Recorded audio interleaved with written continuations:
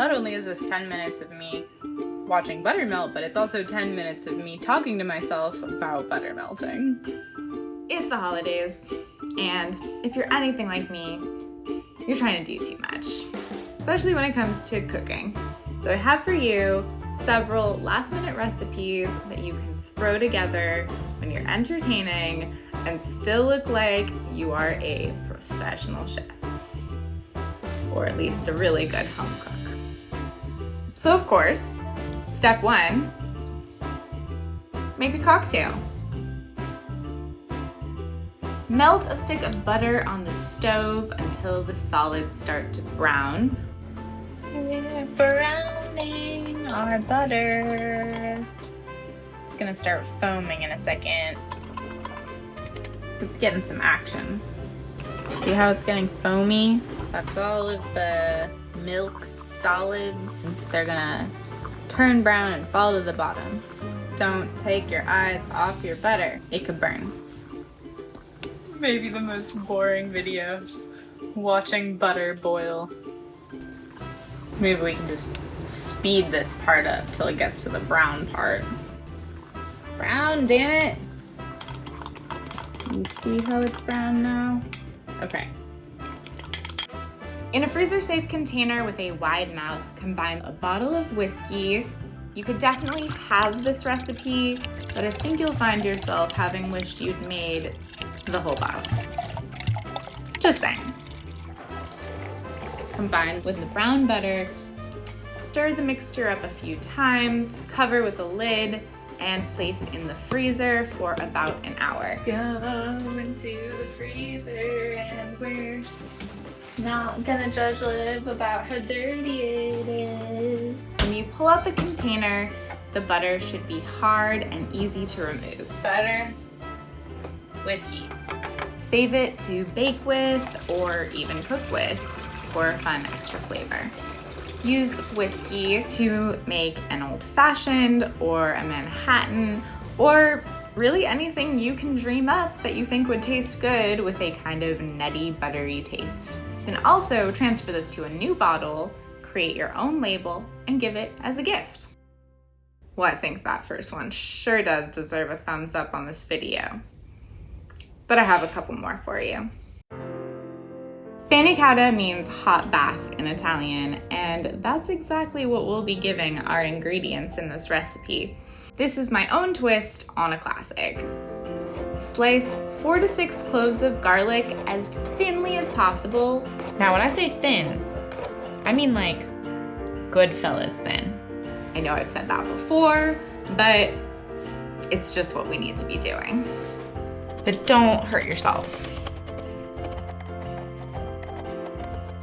Mix 2 tablespoons of tomato paste into a cup of olive oil in a pot or a baking dish.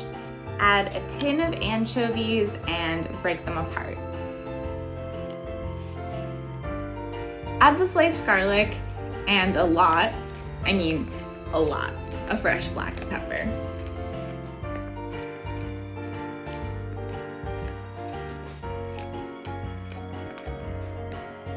Keep going. Keep going. Going, going, and going, and going, going. Okay, that's probably enough. Maybe. Not quite. Okay, I'm gonna stop myself now. Bake in the oven at 200 degrees Fahrenheit for about an hour until everything breaks down. Bye. Okay, I'm just gonna break this down. You can also do this on the stovetop by bringing to a light simmer and then removing from the heat for about 20 minutes. Repeat this at least once, but it's definitely going to taste better if you do it a couple more times. Finish with chopped parsley for freshness and serve as a dip for raw or cooked vegetables or bread. Bonus tip, omit the tomato and the parsley, let the mixture cool, add a few squeezes of lemon, and you have yourself a really delicious salad dressing. I like to enjoy this on a bed of shaved fennel with arugula and Parmesan. It's like my favorite salad. If you want to get really fancy, add red capers. Many grocery stores sell fresh pizza dough, or sometimes it's in the frozen section. Not to be confused with frozen pizza, just the dough is what we're looking for. Sometimes you can also go to pizza shops and buy it straight from them, although it might end up being a little bit more expensive that way. Roll out the dough on floured parchment paper. Believe me, floured parchment paper here is your friend to keep the dough from sticking to anything. The nice thing about this is that you can kind of form whatever shape you want. It doesn't have to be a perfect circle like a pizza. You can get creative with it because it's flatbread. Heat your oven according to the package instructions. If you have a pizza stone or even a metal tray, heat that up in the oven as well. In a freezer-safe container with a wide mouth, an hour ideally, or just as much time as you can spare. Top with whatever kind of toppings you want. You could try caramelized onions, sliced garlic, sesame seeds, fresh herbs, dried herbs, spices. Choose your own adventure. It's your flatbread. Rolling it in. Bake according to the package instructions. And you have fresh, warm bread to serve your guests that you made yourself, more or less.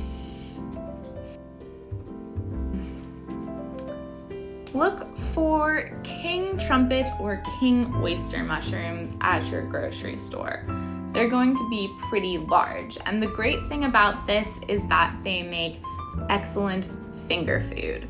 Slice mushrooms lengthwise. Most mushrooms would shrink down too small to be kind of a little finger food, but these stay an excellent size.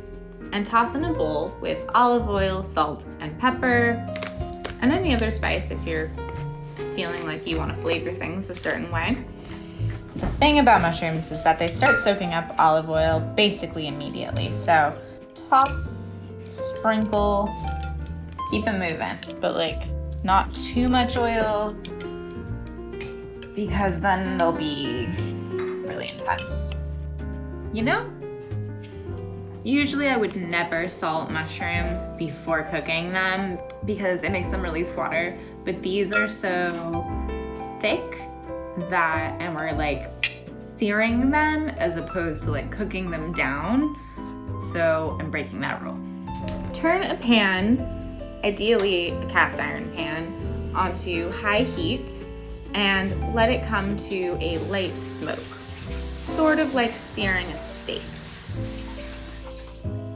You can add a little bit of extra oil to the pan and then place the mushrooms all with one side down and let them cook until brown.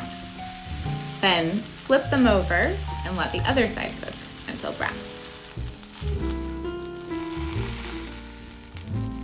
I'm going to amend what I first said, which is putting oil in the pan.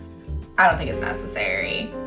You don't have to do that. If you coat the mushrooms well enough, it's really unnecessary.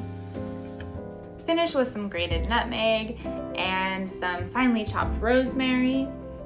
You could also use tarragon and parsley as well. Well, that's all I've got for this one. I hope these quick, simple recipes can help you out in a pinch. Let me know in the comments below if you wind up trying any of them or if you have any of your own quick, easy holiday recipes that you throw together.